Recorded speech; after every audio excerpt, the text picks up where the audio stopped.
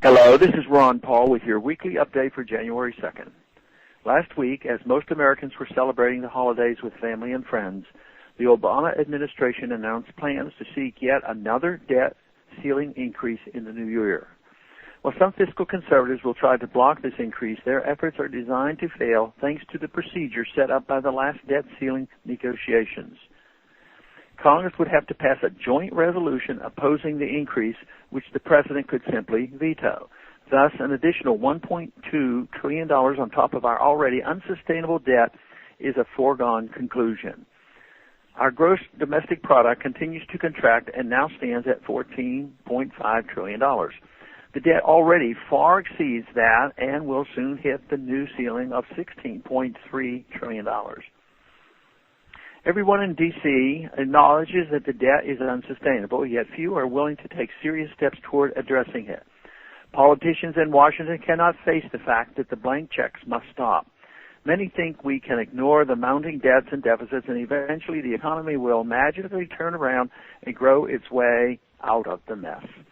If you really understand why the economy is foundering, you understand the burden cannot be put on the backs of the American people while politicians stick their heads in the sand.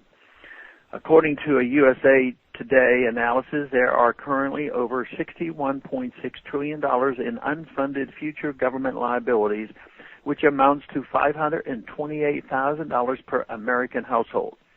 A huge part of these liabilities are Medicare, Medicaid, and Social Security, promises made to make the American people feel secure in their futures. But how secure should the American people feel knowing that a default is becoming more mathematically unavoidable with every new program added, every bailout, every debt ceiling increase, every new war we rush into, and every round of quantitative easing from the Federal Reserve? The last thing politicians should be doing is adding to that $528,000 household burden with either more spending or more taxes. This is unequivocally a problem of too much spending by a government far outside its constitutional bounds.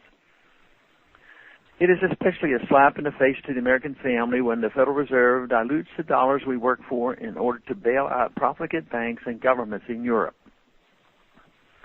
The already perilous state of our economy and our currency should not be further endangered in a futile attempt to save the euro.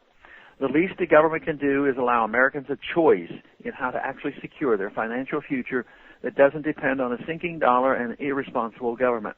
My competing currency bill allows for that, and I will continue to fight for economic freedom from foolish and selfish whims of the central bank. It is nothing new for Washington to kick economic pain down the road.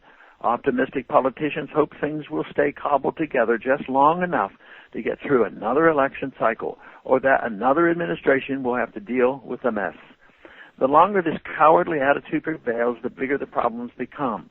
Congress and the administration should exercise some good judgment, some political courage, and take the needed budgetary changes now.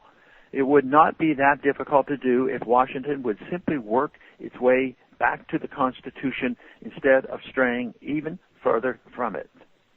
Thanks for calling this update. A new update is placed on this number, 888-322-1414, every Monday.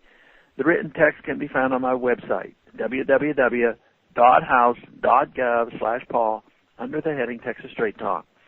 Thanks for calling.